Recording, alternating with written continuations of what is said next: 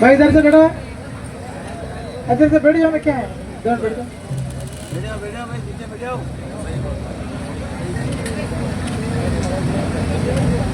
आपका जिला पूरे भारत में सबसे ज्यादा आदिवासी लोगों का जिला है। आपका जिला पूरे भारत में सबसे ज्यादा आदिवासियों का परेशान जिला है। सबसे ज्यादा आदिवासी झाबुआ जिले के परेशान हैं। हमको हमारी परेशानियां दूर करने के लिए डिसिप्लिन होना चाहिए, अनुशासन होना चाहिए।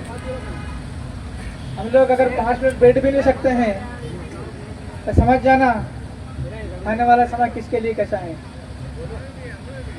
मैं ऐसे ही विधायक नहीं बना दिया मेरे क्षेत्र के लोगों ने। कोई सी भी पार्टी हो, आदिवासी पार्टी हो, अन्य पार्टी हो, लोग हम पर ऐसे ही भरोसा नहीं करते हैं। हमको इसके लिए परीक्षा देनी पड़ती है। इसलिए आप सभी, मुझे जानकारी मिली है, बहुत डिसिप्लिन में होते जा रहे हैं, धीरे धीरे अनुशासित होते जा रहे हैं। आज आप सभी लोगों ने आदिवासी पार्टी का पूरा टीम, झाबुआ जिले का, झाबुआ जिले की महिलाएं, नारी शक्ति, नौजवान साथियों, मेरा पूरा रतलाम जिले के सैलाना विधानसभा की ओर से आप सभी को मैं हृदय की गहराई से धन्यवाद देता हूं। जो साथी आज आदिवासी पार्टी की सदस्यता, जो साथी आदिवासी पार्टी की आज सदस्यता लेने वाले हैं, उनको भी हमारी ओर से स्वागत करते हैं, अभिनंदन करते हैं।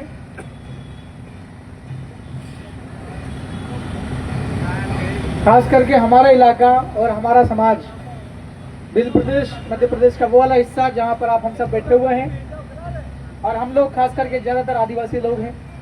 सबसे ज्यादा अगर पूरे मध्य प्रदेश में कोई एक समाज अगर परेशान है, सताया जा रहा है, जिसका शोषण हो रहा है, जिसकी जमीनें छीनी जा रही, जिससे जल जंगल जमीन,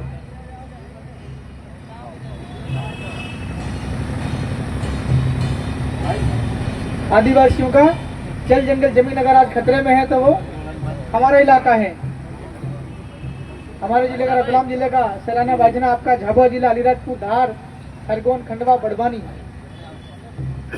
यह आदिवासी आबादी वाला जिले हैं जहां सबसे ज्यादा आदिवासियों के साथ शोषण और अन्य अत्याचार होता है। आदिवासी लोगों के लिए बजट बनता है, वो बजट हमारे लोगों के पास पहुंच नहीं पाता है। क्यों? क्योंकि हमारे लोग वहां नहीं है। कहां? जहां बजट का एलोकेशन होता है, जहां बजट का बंटवारा होता है। विधानसभा के अंदर मैं भारत आदिवासी पार्टी से अकेला विधायक हूं। जब मैं आदिवासियों की बात उठाता हूं, कोई आवाज उठाता हूं, वहां कोई भी आदिवासी दूसरा विधायक बोलने को तैयार नहीं है। मैं उनसे बोलता भी हूं, भाई मैं कभी कभी आदिवासियों के मामले उठाता हूं, तुम्हारा कोई सा भी दल हो, कोई सा भी पार्टी हो, कम से कम तब तो तुम समर्थन जता सकते हो ना। ये लोग बोलते हैं कि हमारी पार्टी के अंदर अनुमति नहीं है बोलने की। इसलिए हम प्रदेश के तमाम इलाकों के अंदर जा जाकर ये बोल रहे हैं कि ये आदिवासी पार्टी है, यहाँ पर आपके हक, आपकी सुरक्षा, आपके स्वाभिमान, आपके सम्मान की लड़ाई इस बैनर पे लड़ी जाती है। जैसी बात, जैसी आवाज आप खुल करके आदिवासी लोगों के लिए लड़ सकते हैं, जब आपकी आदिवासियों की सुरक्षा के लिए आप लोग लड़ सकते हैं, ये अन्य दलों में आप लोग नहीं कर सकते हैं। मैं जब पिछले 2 साल से मध्य प्रदेश की विधानसभा भोपाल के अंदर हमारे आदिवासी लोगों के लिए नया राज्य बनाने की मांग उठा रहा हूं, मैं 3 बार आदिवासियों की आवाज उठाई है। 1 बार लिख करके प्रश्न लगाया और 2 बार विधानसभा सत्र के अंदर बोला हूं। लेकिन आपके जिले के भी कितने 3 विधायक है झाबुआ जिले के, पड़ोस में हमारा अलीराजपुर है, वो भी झाबुआ का हिस्सा, दूर का नहीं है, रिसेंटली भी कट हुआ है यहाँ से, लेकिन है वो भी आदिवासी वाला ही, हमारे ही लोग है। वहां पर भी, वहां भी 2 विधायक है, 5 विधायक है झाबुआ अलीराजपुर के, एक भी विधायक भील प्रदेश के नाम पर बोलता नहीं। ये क्यों नहीं बोल रहे हैं? क्योंकि इनको मालूम है अगर नया भील प्रदेश राज्य बन जाएगा तो आदिवासी पार्टी वाला मुख्यमंत्री जब बन जाएगा। हम इनको भी कहते हैं कि भाई आप कोई सी भी पार्टी हो, आप बीजेपी वाले हो, कांग्रेस वाले, किसी भी दल के हो, लेकिन अगर आप आदिवासी पार्टी में शामिल होंगे तो यहाँ पर आपकी राजनीति के ज्यादा स्कोप है। अगर आपको समाज सेवा करना है, आपको यहाँ पर ज्यादा स्कोप मिलेगा, आपको यहाँ ज्यादा अवसर मिलेंगे। मैं अगर किसी दूसरे दल का होता, मुझे भोपाल में विधानसभा के अंदर बोलने का अवसर नहीं मिलता दोस्तों।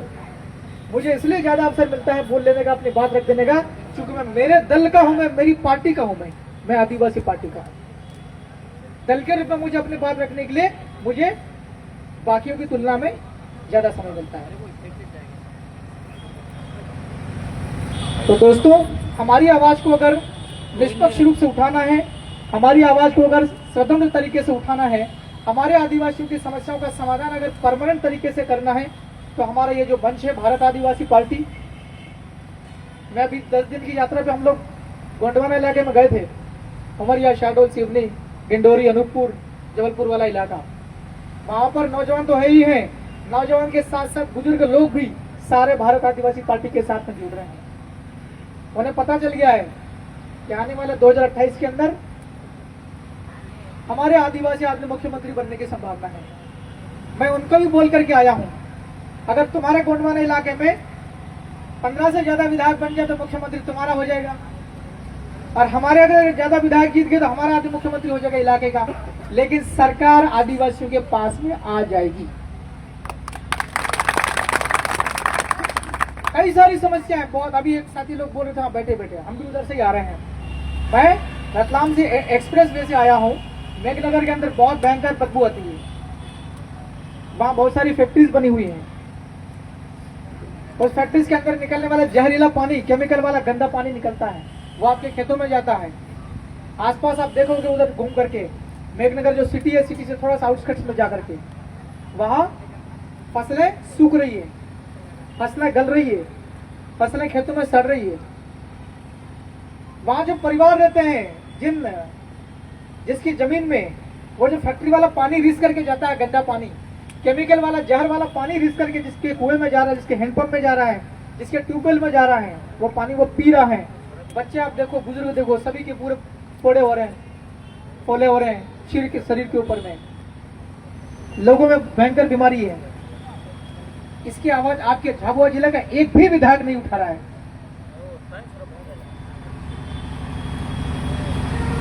अब तक तो मेघनगर के आसपास का ही नंबर चल रहा है, लेकिन और ज्यादा समय लगेगा, और ज्यादा समय लगेगा। मान लो 2-5 साल बाद में आपके झाबुआ का आसपास का इलाका भी, मतलब पूरा जिला बुरी तरीके से प्रभावित होने का संभावना है। अब ये आदिवासियों की परमानेंट प्रॉब्लम है। अगर एक बार शरीर में बीमारी लगी केमिकल वाली, तो उसका पूरा जिंदगी खराब होगा।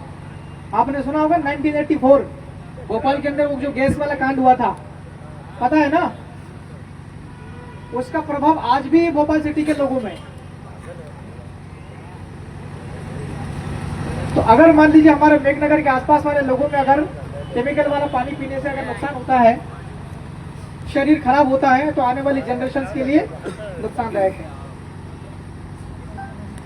मूल लड़ाई भारत आदिवासी पार्टी के 2-3 पॉइंट्स आपको और हम सबको याद रखना चाहिए। भारत आदिवासी पार्टी इस देश के आदिवासियों की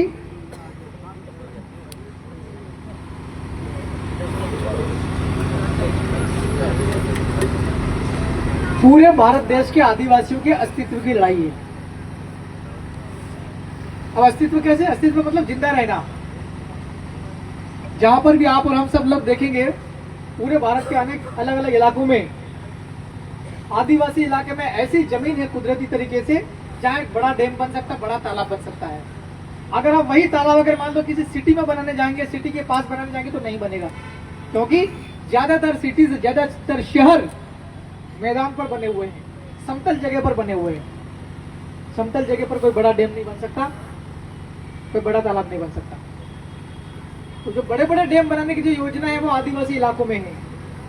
और आदिवासी लोग जहां डैम बनाने की प्रस्तावनाएं हैं, जहां प्रस्तावित है डैम बनने, बड़े बड़े तालाब बनाने की, वहां आदिवासी लोग हजारों सालों से अपने जिंदगी आजीविका जी रहे हैं, अपना जीवन जी रहे हैं। जहां जहां बड़े बड़े डैम, वो आदिवासी लोगों को लगातार विस्थापित करने का काम चल रहा है।